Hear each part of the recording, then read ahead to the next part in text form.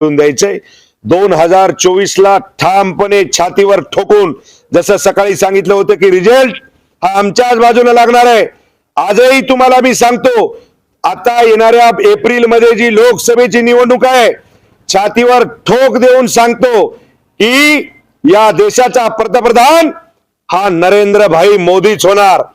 जर नरेंद्रभाई या देशाचा पंतप्रधान जर झाला नाही, हा संतोष बांगर तुम्हाला सांगतो भर चौकामध्ये जाऊन फाशी घेईल.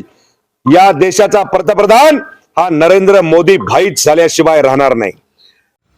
माय कसा मेला ग मवा दादुड्या, मयावर आता खोटे गुन्हे कोण दाखल करीन ग. माय मये शॉर्ट कपड्यातले फोटो कोण व्हायरल करील ग.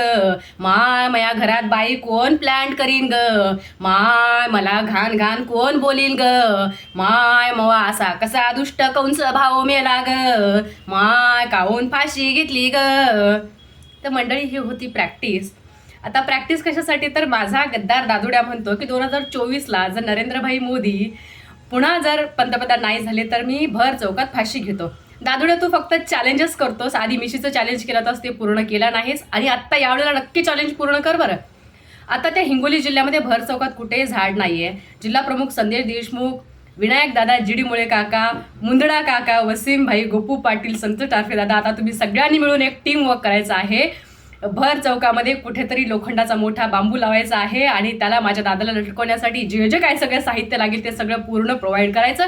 कारण तर नरेंद्रजी मोदी पंतप्रधान तर सोडाच, पण माझा दादुड्या साधा सरपंच सुद्धा होऊन येऊ शकत नाही. तिथला आमदार खासदार सगळे हे पडणार आहेत आणि आपल्या सगळ्यांचा हा भगवा झेंडा तिथे फडकणार आहे. त्यामुळे तुमच्या सगळ्यांना टीमवर्क करायचं आहे.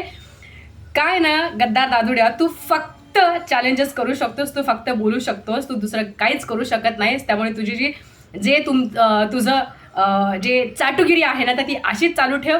आणि दादुड्या तुझे हे भाषी घेण्याचं जे चॅलेंज केलंस ना तर ते नक्की पूर्ण कर बरं. तुला काही लागलं तर मला सांग, मी आणि हिंगोली जिल्ह्यात सगळे पदाधिकारी तुला ते नक्की प्रोव्हाइड करू. दादुड्या तुझ्याकडे काही महिनेच राहिली आहेत, मस्त खाऊन पिऊन टामटूम मस्त एन्जॉय कर.